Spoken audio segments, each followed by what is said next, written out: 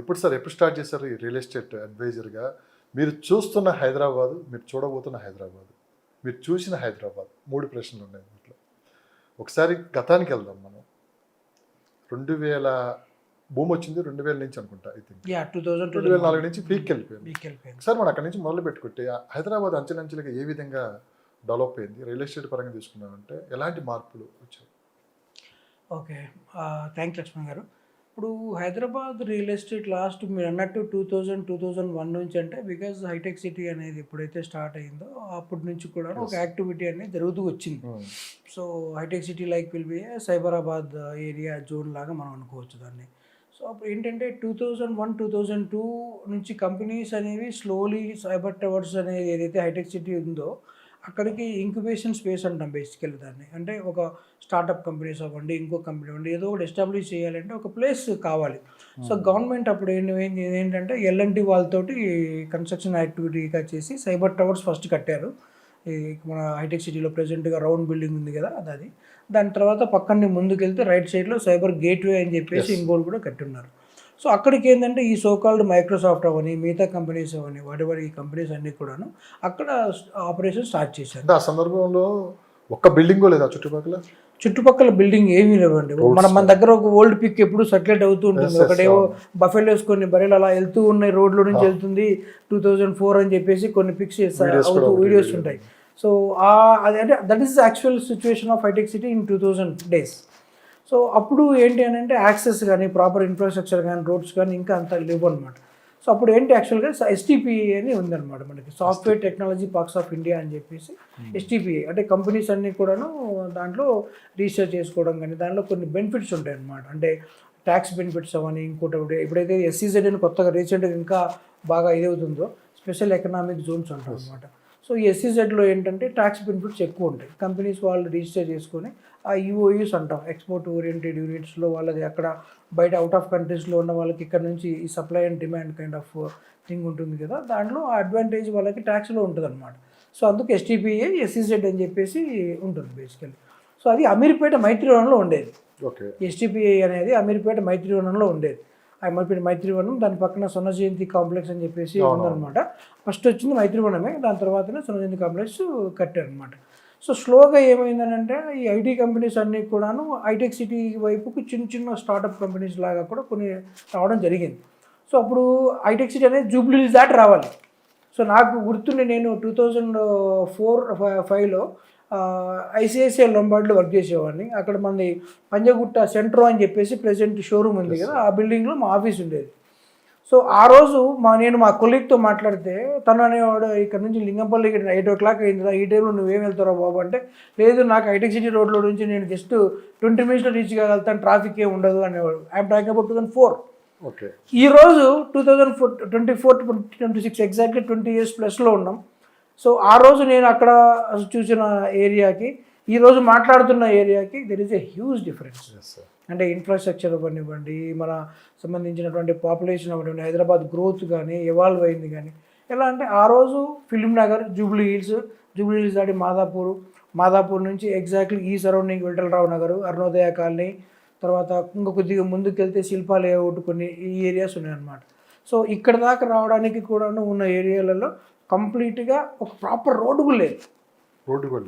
అంటే ఏదో జస్ట్ ఇందాక అన్నాం కదా, బఫెలోస్ వెళ్తున్న పిక్ ఏదో చూపించారు 2004లోనే, అట్లా బస్సెస్ మిగతా వాటికి ఫెసిలిటీస్ ఉంది కానీ ఇంత ఇన్ఫ్రాస్ట్రక్చర్ ఆ రోజు లేదు. పంజాగుట్ట నుంచి జూబ్లీస్ రావడానికే బస్సులు ఉండేవి కదంట, ఆటోలు కూడా ఎప్పుడో వస్తే లేకుంటే లేదు అనేది విన్నా, నిజమేనది?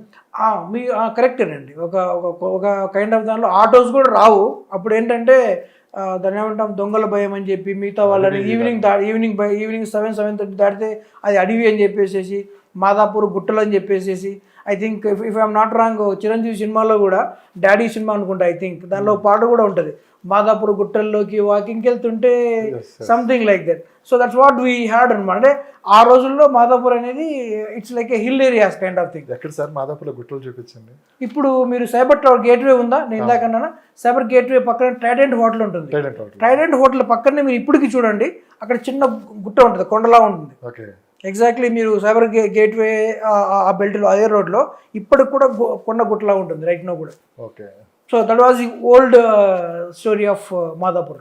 ఒకప్పుడు హైదరాబాదు అమీర్పేట వరకే, ఆ తర్వాత అంచెలంచెలుగా మాదాపూర్, హైటెక్ సిటీ, ఇటు చూస్తే జూలియస్, ఫిలిం నగర్ ఇట్లా వరుసగా పెరుగుకుంటూ వచ్చింది. నేను విన్న సందర్భాలు చాలా ఉన్నాయి. అంటే 2000కు ముందు ఇక్కడ అగ్రికల్చర్ వ్యవసాయం చేసేవాళ్ళంట, చాలా వరకు ఎన్ని పంట పొలాలు అని చెప్పి కూడా విన్నాము. కనీసం అప్పుడు కనీసం వచ్చి చూసేవాడు కూడా లేదు. ఇక్కడ ఎకరం కనీసం అప్పట్లో 50,000 కొనేవాడు లేడు. నిజమేనా? అంటే 50,000 అనేది ఎగ్జాక్ట్లీ చెప్పలేమండి. తోటలు అయితే ఉన్నాయి వాస్తవం. కృష్ణా గారి తోట ఉండేది. ఇప్పుడు ఫినిక్స్ బిల్డింగ్స్ ఉన్నాయి ఐటీ పార్క్ నానక్రాంగూడలో, ఫినాన్షియల్ డిస్ట్రిక్ట్లో మీరు వెళ్తే అది కృష్ణా గారు యాక్చువల్గా ఒకప్పుడు లాంగ్ బ్యాక్ ఇట్ అదొక తోట. కృష్ణా గారితో ఒక తోట. రామానాయుడు స్టూడియోస్ అని మనం మాట్లాడతాం కదండి ఫినాన్షియల్ డిస్ట్రిక్ట్, అది నానక్రాంగూడ జంక్షన్లో. ఇప్పటికీ కూడా నానక్రాంగూడ రామానాయుడు స్టూడియోస్ అంటేనే సినిమా వాళ్ళు ఇంకా బాగా గుర్తుపడతారు. ఒక kind of Nanakramguda Ramanaidu studios అంటే ఆ చెరువు పక్కన అని చెప్పేసి. సో ఇవన్నీ ఒక కైండ్ ఆఫ్ సిటీకి దూరంలో వెళ్ళిపోయి షూటింగ్కి సంబంధించిందో ఏరుకు సంబంధించిందో ఒక ల్యాండ్ కొనుక్కుందాం అని చెప్పేసి కొనుక్కున్న ల్యాండ్స్, ఆ రోజు కొనుక్కున్న ల్యాండ్స్ ఈ రోజు వాళ్ళకి గోల్డ్ మైన్స్ అయ్యాయి. రోజులు ఎంత ఉండేది సార్ ఎకరం? ఎక్కడ మనం ఎగ్జాక్ట్లీ ఆ రోజుల్లో చెప్పలేమండి. బట్ ఇట్స్ అబౌట్ నాకు తెలిసిన మా సూపర్ సీనియర్ రియల్ ఎస్టేట్లో వాళ్ళు చెప్పిన వాళ్ళు హార్డ్లీ 50,000 to 1 lakh మధ్యలో పర్ ఎకర్ ఉండేది అని చెప్పేవాళ్ళు. 50,000 very long back. Very very super seniors అని మాట్లాడుతుంటాం కదా. చిరంజీవి గారు కూడా కొన్నట్లుంది. చిరంజీవి గారికి ఉంది. అల్లు స్టూడియోస్ అండ్ రీసెంట్ గా అల్లు స్టూడియోస్ కూడా ల్యాండ్ కోకాపేటలో ఉంది. అండ్ వీళ్ళంతా ఒకప్పుడు సెట్టింగ్స్ సినిమా రిలేటెడ్ సెట్స్ వేసుకోవడానికి ఆ ల్యాండ్ను యూజ్ చేసుకుందాం అన్న థాట్ తోటి తీసుకోవడము లేదు. అట్లా ఇన్వెస్ట్మెంట్ అన్ని అక్కడ వచ్చింది ఇక్కడ పెట్టారు. బట్ ఈరోజు అదెంత సంపాదించిందో ఇది కూడా ఆల్మోస్ట్ చెప్పారు కదా. మురళీమోహన్ గారు కూడా 750 రూపాయలకి అక్కడ అమ్మని చెప్పి కూడా జేబేరి గ్రూప్. ఆ రోజు 700 రూపాయలు ఎక్కువ చాలా మంది వెనకడిగేశారు.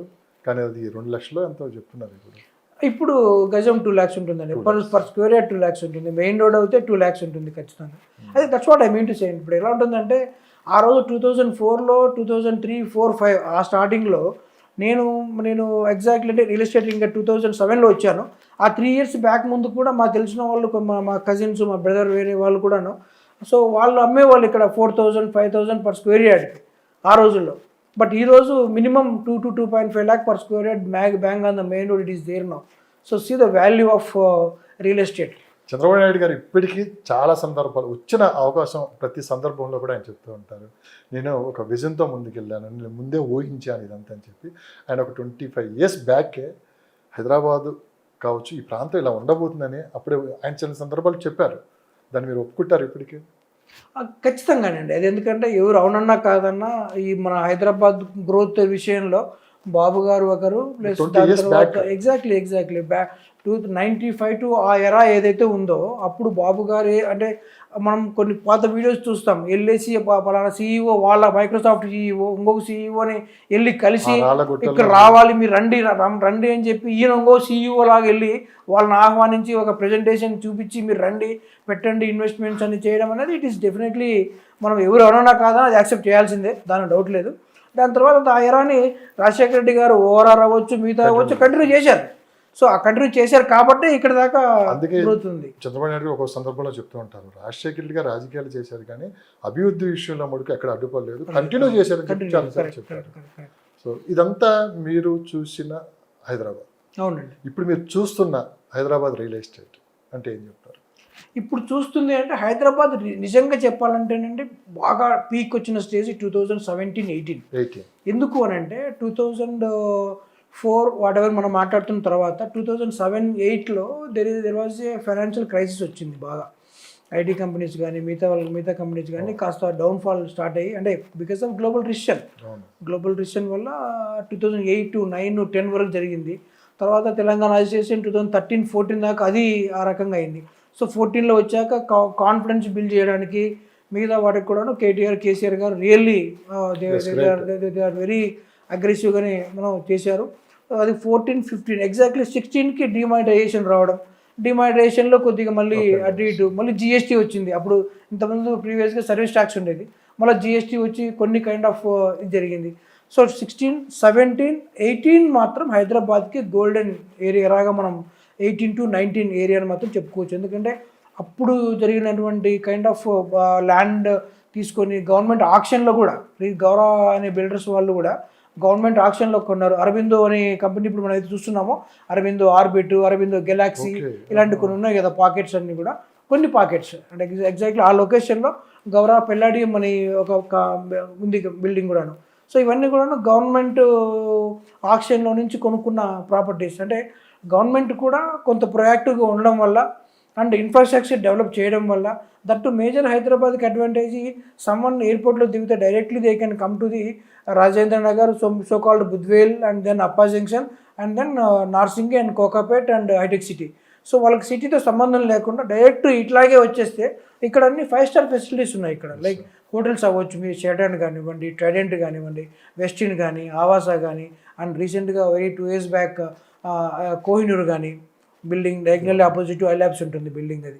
So these are very very well established infrastructure. So దీనివల్ల ఏమవుతుందంటే వచ్చే కంపెనీస్కి కానీ వాళ్ళకు కూడా పెద్ద ఇదిలాగా అనిపించదు. ఓకే, ఎయిర్పోర్ట్లో దిగామా, ఐటీ కంపెనీకి మన ఆఫీస్కి వెళ్ళామా, హోటల్లో తీసుకున్నామా, మీటింగ్స్ చూసుకున్నామా, బ్యాక్కి వెళ్ళిపోయినామా. సో ఇవన్నీ ఏంటంటే ఒక kind of complete infrastructure develop చేయడం వల్ల జరిగిన ఒక మేజర్ ఇది. అండ్ మన ఓవరాల్ రావటం అని ఈ టైంలో, ఈ పీరియడ్లో గేమ్ చేంజర్ 100% అండి. ఇప్పుడు నేను ఎంబీఏ 2003 to 5 ఎంబీఏ అండి. ఎగ్జామ్ రాయడానికి నేను ఒకసారి బండ్లగూడ అని చెప్పేసి అప్పా జంక్షన్ దగ్గరలో ఉంటుంది బండ్లగూడ. అక్కడ ముస్లిం కాలేజీ ఒకటి ఉండేది, minority college name exactly I think Shabasam college is there. అక్కడ ఒక ఎగ్జామ్ రాశాను. ఇప్పుడు అది ఏం లేదు కదా, నాకు అది అప్పట్లో వచ్చినప్పుడు ఎక్కడో ఊరిపేట అనిపించేది. సో ఎగ్జాంపుల్కి. అండ్ ఇప్పుడు ఏమవుతుందంటే ఈ రోడ్ ఏదైతే మనం మాట్లాడుతున్నామో అవుటర్ రింగ్ రోడ్, ఇది ఏమవుతుందంటే ఒక మణిహారం లాగా అయిపోయింది. హైటెక్ సిటీ ఓవరాల్ అనేది ఎగ్జాక్ట్లీ ఒక హైదరాబాద్ కంప్లీట్గా ఒక మణిహారం లాగా అయిపోయింది. ఎక్కడి నుంచి మీరు రీచ్ అవ్వాలన్నా పాయింట్ టు ఆల్ పాయింట్స్కి maximum we can reach to 1 hour max to max. మనం బెంగళూరు లాగా అయితే ట్రాఫిక్ జోన్లో లేము, దట్స్ ఫర్ షూర్. డెఫినెట్గా మనం విత్ ఇన్ రీచ్లోనే 1 hourలో వెళ్తాం. And metro is another big advantage. First is ORR, second is metro is a big advantage. So metro ఇప్పుడు రీసెంట్ గవర్నమెంట్ కూడా ఇంకా ప్రొలాంగ్ చేద్దామని ఆలోచనలో ఉన్నారు. అదైతే ఇంకా సామాన్యుడికి కూడా కొనగలుగుతాడు. ప్రజెంట్గా హైదరాబాద్ మీరు అన్నట్టు వెళ్ళే పరిస్థితి ఏంది, ఇందాక అడిగారు కదా, అఫోర్డబిలిటీ ఈజ్ మ్యాటర్స్. ఎందుకంటే ఒక 100 మందిలో 10 మంది 10 కోట్లు పెట్టేవాళ్ళు ఉంటే, సో మిగతా 90 మందిలో 30-40 మెంబర్స్ 5 కోట్లు పెడతారు. రిమైనింగ్ 50% మెంబర్స్కి affordability of housing is most important. So అది చాలా ఇది అనమాట ఇంపార్టెంట్. ఇప్పుడు నేను ఎగ్జాంపుల్కి నేనే ఫ్లాట్ కొన్నాను. 2014-15లో ఫ్లాట్ తీసుకున్నాను కూకట్పల్లి దగ్గర, వైసింగ్సన్ దగ్గరలో కొన్నాను. ఆ రోజు నేను తీసుకుంది 29.5 lakhsకి. ఓకే, ఆ రోజు నేను తీసుకుంది ఫ్లాట్ 2 bedroom ఫ్లాట్ 29.5 lakhsకి. ఈరోజు అఫోర్డబిలిటీ లేదు. ఈరోజు అదే ఫ్లాట్ 60-65 lakhs రూపీస్ లేదు రాదు. అక్కడ దాకా మన కేపీహెచ్బిలో గజం 3 లక్షలు అని చెప్పి కూడా రీసెంట్గా ఆ స్టోరీ ఏంటంటే అదేనండి. ఇప్పుడు వాళ్ళ పర్స్పెక్టివ్లో ఆ ప్రాపర్టీ ఏమన్నా retail, commercial, some kind of యాక్టివిటీకి వెళ్తుందేమో అన్న థాట్ తోటి వాళ్ళు కొనుండొచ్చు బయటవి. బట్ అది ట్రాన్సాక్షన్ అనేది 3 lakhs అనేది ఇట్ ఈస్ డెఫినెట్గా కాస్త అబ్నార్మలే, ఎక్కువ. ఎందుకంటే 2 to 2.5 is very very fair deal.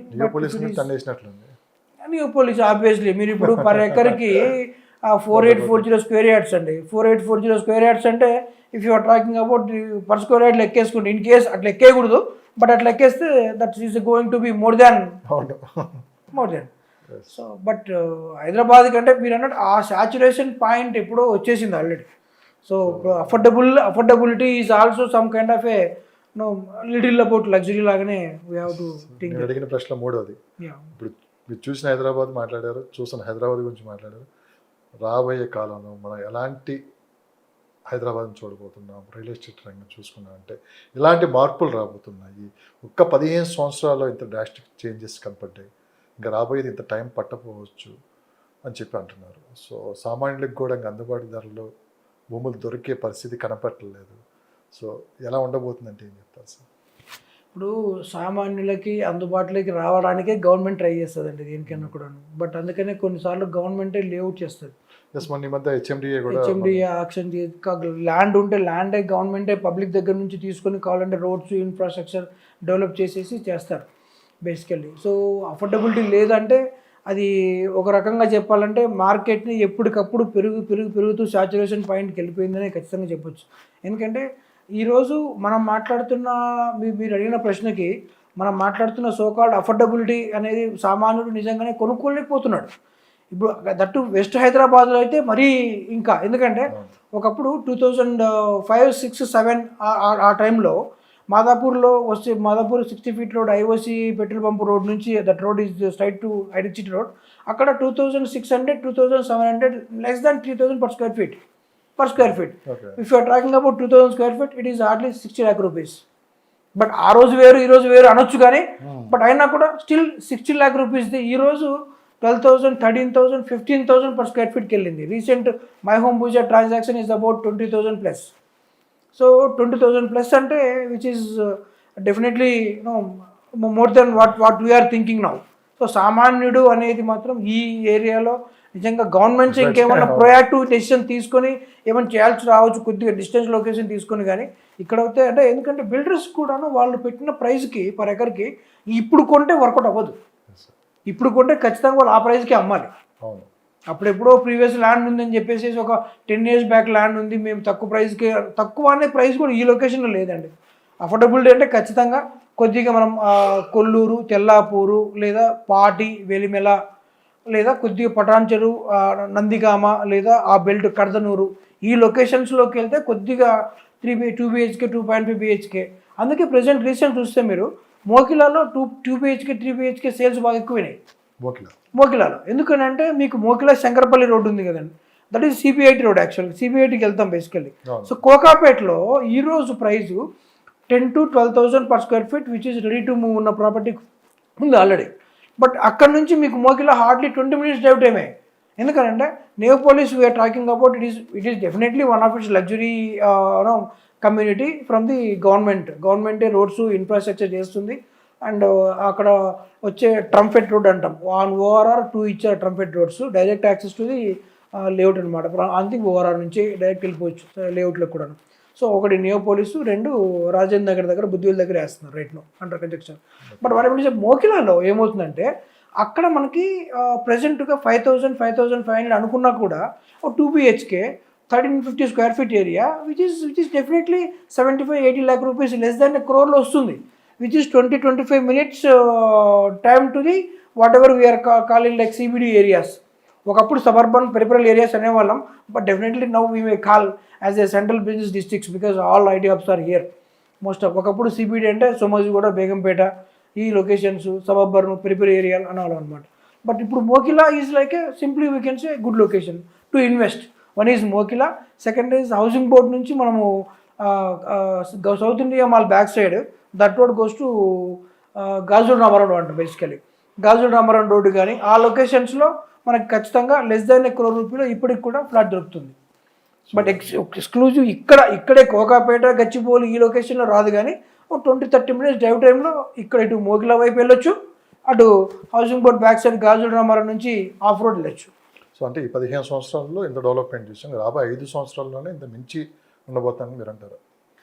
ఇంతకు మించి ఉండబోతుందని ఎగ్జాక్ట్ పాయింట్ అయితే మనం చెప్పలేమండి. ప్లానింగ్స్ అయితే ఉన్నాయి, ప్లాన్స్ ఉన్నాయి, ప్లాన్డ్ సిటీ. ఇప్పుడు ఇంతకుముందులాగా మనకు రోడ్స్ మనం ఏరియా చూసుకుంటే, సో అమీర్పేట్ ఒకప్పుడు నేను MBAలో ఉన్నప్పుడు అబిడ్స్కి వెళ్ళేవాళ్ళు, daily visit to go for షాపింగ్కి అబిడ్స్కి వెళ్ళేవాళ్ళం. ఏరియాస్ ఏమైందంటే డీసెంట్రలైజేషన్ అయిపోయింది. అంటే ఏ ఏరియాకి ఆ ఏరియాలోనే సౌత్ ఇండియా మాల్ వచ్చింది, ఖజానా వచ్చింది, you name it, any kind of food related అవ్వచ్చు, ఏదైనా అవ్వచ్చు, ఏ ఏరియాకి ఆ ఏరియా అయిపోయింది. హౌసింగ్ బోర్డు వైపు నోడుకుల్లోకి అక్కడ దిల్సుఖ్నగర్కి వెళ్ళి తినాలన్న ఇదేం లేదు. ఎందుకంటే ఇక్కడ a kind of restaurants, jewellery shops, apparel shops ఉన్నాయో అక్కడ కూడా మోస్ట్ ఆఫ్ అన్నీ వచ్చేసినాయి. అంటే ఏ ఏరియాకి ఆ ఏరియా లైక్ డీసెంట్రలైజేషన్ అయిపోయింది.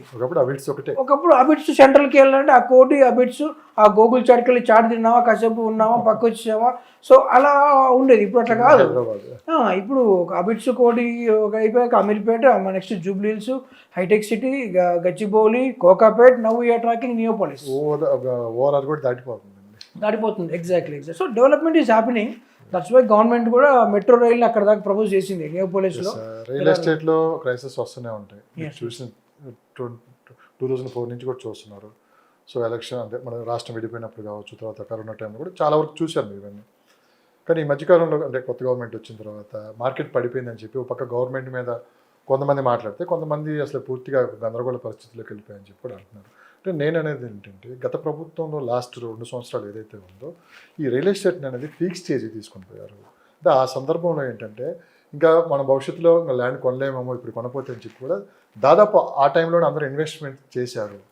ఆ తర్వాత ప్రభుత్వం మారటం, ప్రభుత్వం కొన్ని నిర్ణయాలు కొన్ని మార్పులు చేర్పులు చేయటం, గందరగోళ పరిస్థితుల్లో ఇప్పుడు ఆ రేట్లు దిగిరాకపోవటం, సెకండ్ ఉన్న పరిస్థితులను కూడా వాళ్ళు సద్వినియోగం చేసుకోలేకపోవడం కూడా కొద్దిగా ఒక పెద్ద మైనస్ అని చెప్పుకోవచ్చు. ప్రతిదీ ప్రభుత్వాన్ని మీద నెట్టే కన్నా సో ఒక తొందరపాటు చర్య అని కూడా అనుకోవచ్చు. అప్పుడు కొన్నోళ్ళు అప్పుడు కొనుక్కొని ఇప్పుడు అమ్ముకోలేకపోతున్నారా? అంటే రేట్లు దిగిరాలేకపోతున్నారా? సార్ ఇప్పుడు మీరున్న చాలా సిచ్యువేషనల్ కైండ్ ఆఫ్ పాయింట్.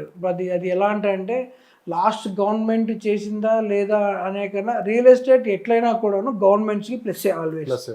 ఎందుకంటే ఒక రియల్ ఎస్టేట్ ఇండస్ట్రీని నమ్ముకొని అలైడ్ ఇండస్ట్రీస్ చాలా ఉంటాయి.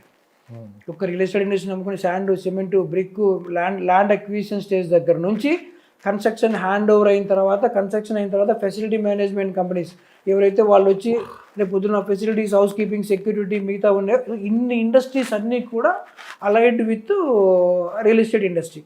సో పడిపోయింది, మార్కెట్ తగ్గింది, లాస్ట్ గవర్నమెంట్ పెంచింది అని అంటే పెంచింది అనే కన్నా కూడాను హైదరాబాద్లో ఇన్వెస్ట్ చేస్తే అంత రిటర్న్స్ వస్తాయి అన్న దానివల్ల పెట్టారే కానీ వాళ్ళు కూడా బిజినెస్ టు బిజినెస్ చూస్తారు. బిజినెస్ చూడకుండానో లేదా ఇంకోటి చూడకుండా ఎవరు చేయరు. ఎందుకంటే గుడ్డిగా వెళ్ళేసి కొనేవాళ్ళు ఎవరు 100 కోట్లు పెట్టి కొనేవాళ్ళు ఎవరు ఉండరు బేసికల్లీ. బట్ దానికంటూ ఒక వైబిలిటీ ఉండాలి, ఒక ఫిజిబిలిటీ ఉండాలి. అక్కడ ల్యాండ్ పెడితే ఇంత చేయగలుగుతామన్న ఒక బిజినెస్ ప్రపోజల్ లాగా ఉన్నప్పుడే ఎవరైనా పెడతారు బేసిక్గా. సో మీరు అన్నట్టు ఏమైందంటే కరోనా తర్వాత అన్నారు కదా మీరు, యాక్చువల్గా కరోనా తర్వాత యాక్చువల్గా మార్కెట్ తగ్గుద్దేమో అనుకున్నారు. ఇన్స్టెడ్ ఆఫ్ అది బౌన్సింగ్ ఎలా అయిందంటే రివర్స్ అయింది. కరోనా అప్పుడు ఏమైంది ఎగ్జాక్ట్లీ 2019 ఆ టైంకి 2020కి ఎగ్జాక్ట్లీ ఆ టైంకి ఏమైందని అంటే సో మోస్ట్ ఆఫ్ అదే ఐ మీన్ టు సే బెంగళూరులో overcrowded, Chennai is flooded, సౌత్లో చూసుకుంటే మనకు హైదరాబాద్ అనేది అందరికి కూడాను all over India wide Hyderabad ఒక మంచి ఇన్వెస్ట్మెంట్ లాగా అనిపించింది.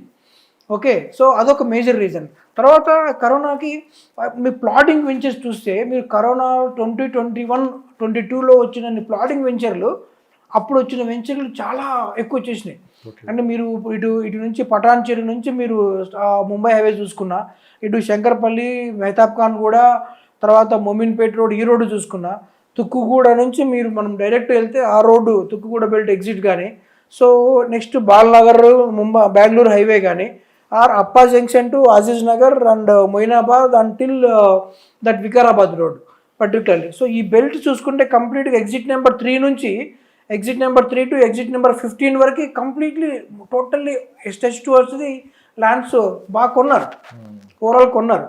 సో లాస్ట్ గవర్నమెంట్ పెంచిందా పెరిగిందా లేదా అని అంటే real estate is an activity డెఫినెట్గా.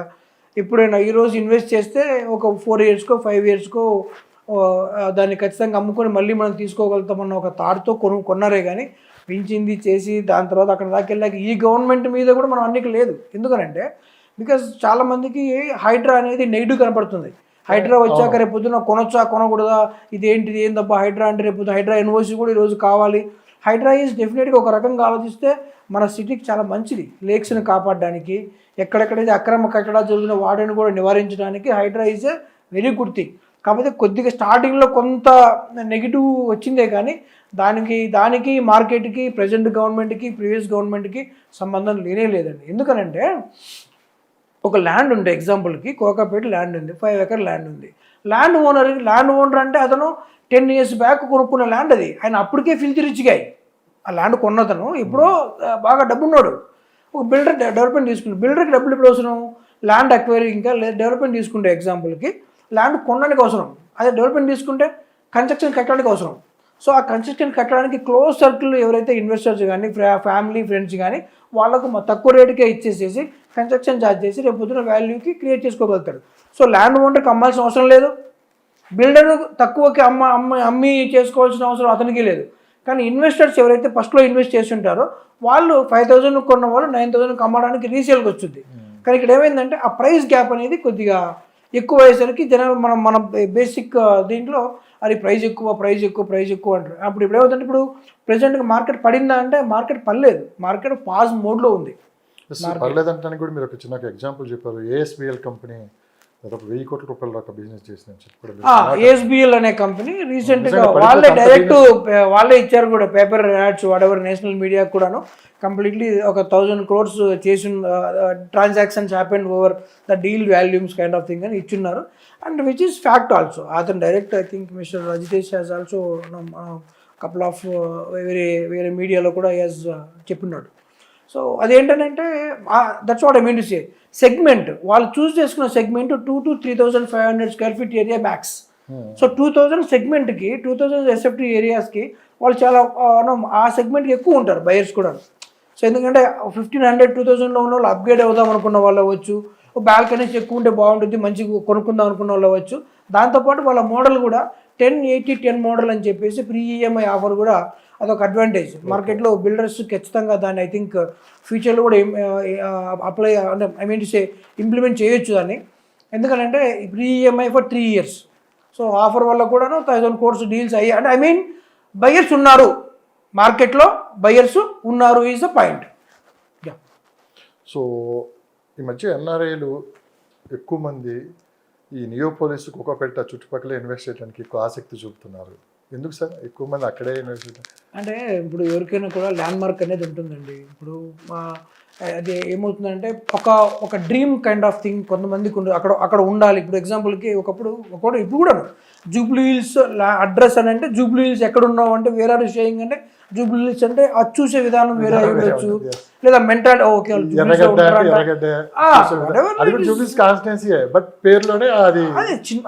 తేడా అంటే every one treat like Jubilee హిల్స్లో వాళ్ళు జూబ్లీ హిల్స్లో ఉంటారంట, చిరంజీవి ఇంటి పక్కన ఉంటారంట, లేదా బాలకృష్ణ ఇంటి పక్కన ఉంటారంట. అంటే that's kind of address kind of thing అన్నది ఎప్పుడూ ఉంటుంది మ్యాటర్ అండి. అది మనం అంటే యాజ్ వి గ్రోత్ స్టేజ్లో ఉన్నప్పుడు డబ్బు ఉన్నప్పుడు ఖచ్చితంగా ఎవరైనా కూడా ఆ లైఫ్ స్టైల్ కోరుకుంటారు. అవును సార్.